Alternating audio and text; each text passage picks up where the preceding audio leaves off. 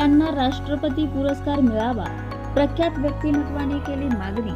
हौसाताई पाटील सामाजिक पुरस्कार हा मला अधिक ऊर्जा व बळ देणारा असून सामाजिक काम करण्यास अधिक प्रेरणादायी, जबाबदारी वाढवणारा आहे। ग्रामीण भागात राहून क्रांतीवीरांगना हौसाताई पाटील यांनी केलेले कार्य सर्व क्षेत्रातील स्त्रियांना आदर्शवत आहे।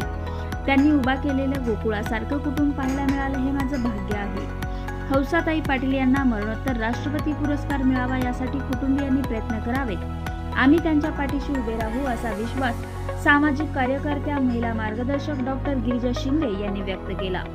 हनुमंतवाडी कडेगाव येथील क्रांतीवीर भाई भगवानराव पाटील बाप्पा जन्मशताब्दी समिती व कडेगाव खानापूर मराठी साहित्यप्रेमी मंडळ यांच्या संयुक्त विद्यमाने क्रांतीवीर भाई भगवानराव पाटील बाप्पा सामाजिक पुरस्कार प्राचार्य डॉक्टर शिवाजीराव कदम यांना, तर क्रांतीवीरांगना हौसाताई पाटील पुरस्कार सामाजिक कार्यकर्त्या डॉक्टर गिरिजा शिंदे यांना प्रमुख पाहुणे सुरेश खोपडे यांच्या हस्ते प्रदान करण्यात आला।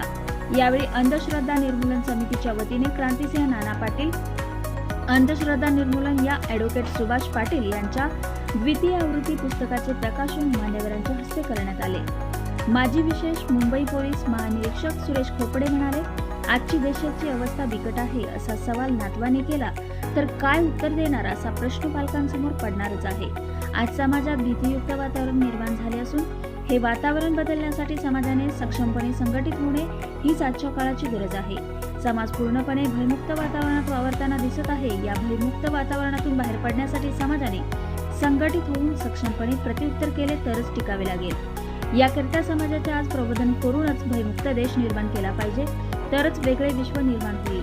पुरस्काराला उत्तर देताना डॉक्टर कदम म्हणाले की हा पुरस्कार माझ्या मातीला व घराचा असल्याने यांचे मूल सर्वाधिक आहे। मला आजपर्यंत मिळालेल्या पुरस्कारांपेक्षा हा पुरस्कार मला आशीर्वाद आणि उत्साही ऊर्जा निर्माण करणार आहे।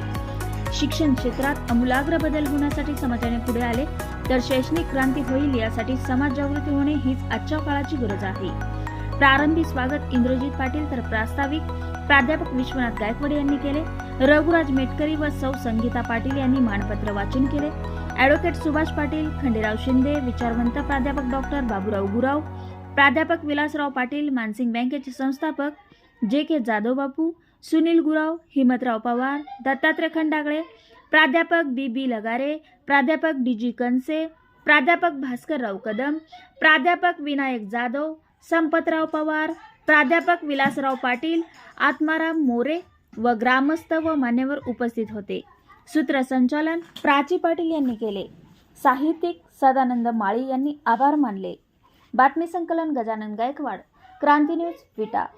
या स्त्रीने केलेलं कार्य एवढं मोठं प्रचंड आहे आणि त्यावेळी मीडिया कमी होता मला वाटतं, त्यामुळं हौसाताईंचं नाव त्याच वेळी खूप मोठं झालं असतं आणि खूप मोठं काही त्यांना मिळालं असतं। मला वाटतं आपले जे मोठे मोठे पुरस्कार आहेत ते हौसाताईंना त्यावेळी मिळायला हवे होते, परंतु आपण लोक हा विचार करतच नाही। आपल्या घरातलं काय म्हणतात, कस्तुरी मृगासारखी आपल्या स्त्रियांची अवस्था असते की एवढं मोठं कार्य करून आपल्या घरामध्ये हा कस्तुरी मृग आहे पाहिलं गेलं नव्हतं। तर मी आता त्यांच्या नातींना किंवा आता मी त्यांचं गोकुळ पाहिल्यानंतर मला एवढा आनंद झाला की अरे वा, हौसाताईंचं हे गोकुळ किती सुंदर आहे। लेकी सुना एवढ्या मोठ्या उत्साहानं घरामध्ये काम करताना मला दिसल्या, खूप आनंद झाला।